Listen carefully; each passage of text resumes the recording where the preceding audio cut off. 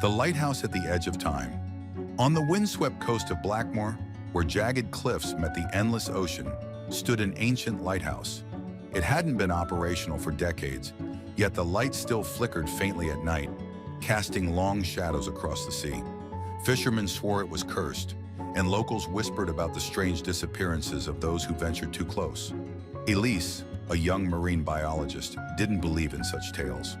When she was offered a grant to study the peculiar energy readings near the lighthouse, she eagerly accepted.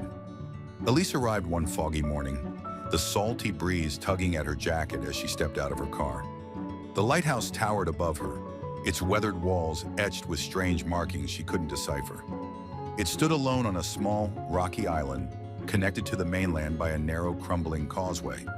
As she crossed, the waves crashed violently below, as if warning her to turn back. But Elise was determined.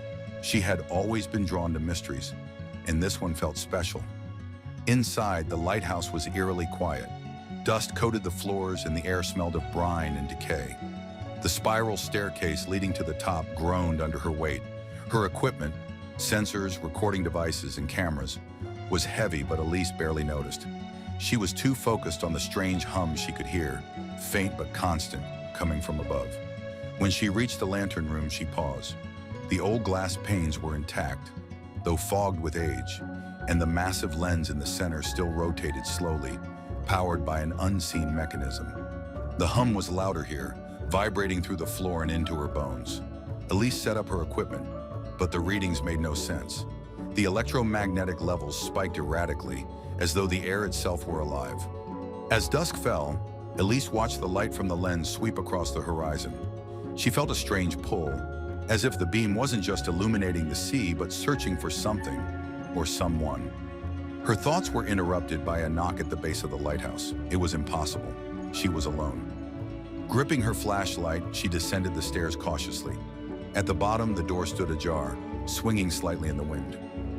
No one was there, but on the ground lay a notebook, weathered and damp. Elise picked it up, her fingers trembling. Inside were sketches of the lighthouse and pages filled with frantic handwriting. The light isn't for the ships, it's for the sky. It's calling them back. Uneasy, Elise returned to the lantern room. The notebook lay beside her equipment as she tried to focus on her readings. But her mind kept drifting to the note's cryptic message. Suddenly, her instruments began to beep wildly. The hum intensified, and the air grew colder. She looked out the window and gasped. The stars above were shifting, aligning in patterns she had never seen before. A low rumble shook the lighthouse. The beam of light grew brighter, piercing through the fog and illuminating something massive in the distance. At first, Elise thought it was a ship, but as it approached, she realized it was too large, too otherworldly. Its surface shimmered, and its shape defied logic, constantly shifting like liquid metal. The rumble grew deafening as the object hovered above the water. Elise felt an overwhelming urge to leave, but her legs wouldn't move. The light from the lens pulsed, and for a moment the object responded, emitting a sound like a deep, resonant chime.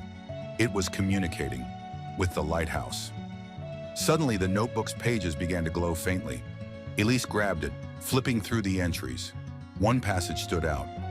"The lighthouse is a gate. When the stars align, they will come, seeking what was lost." Her breath quickened. A gate? To where? And who were they?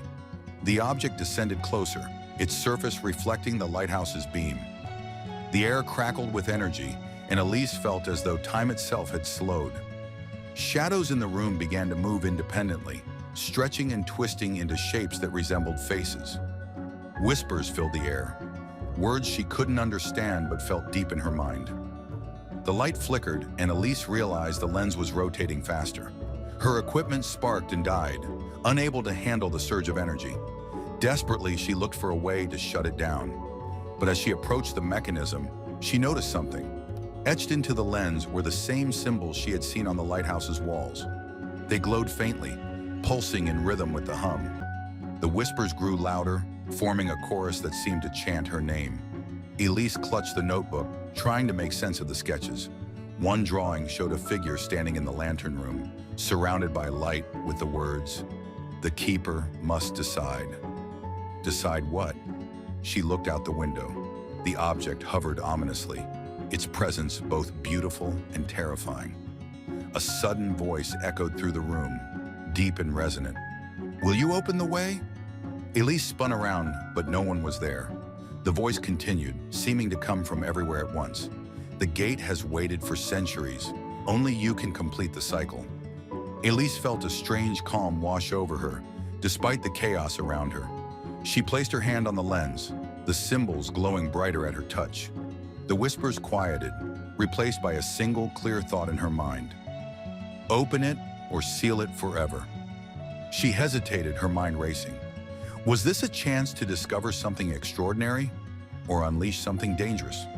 The object outside began to shift, its surface rippling as if impatient. Elise closed her eyes, thinking of the countless warnings she had ignored. She made her choice. With a deep breath, she pushed the lens, stopping its rotation. The light dimmed and the hum faded. The object let out a mournful chime before rising into the sky, disappearing into the stars. The energy dissipated and the lighthouse fell silent. Elise sank to the floor, the notebook clutched tightly in her hands. She looked out the window.